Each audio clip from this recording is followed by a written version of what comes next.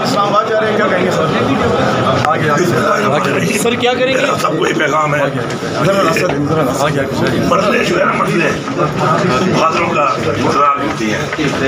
मेरा सबको ये पैगाम है कि वक्त है, सब ने निकलना है और पाकिस्तान के आइन के तहफ़्फ़ुज़ के लिए, हकीकी आज़ादी के लिए हमने हर समय कुर्बानी देनी है। और इंशाअल्लाह अल्लाह ताला का फरमान है कि आपने कोशिश करनी है, तो हर बंदा अपनी पूरी कोशिश करे। इंशाअल्लाह अल्लाह ताला अल्लाह अल हक है और इंशाअल्लाह जीत हमेशा सर बिल्कुल की बात है।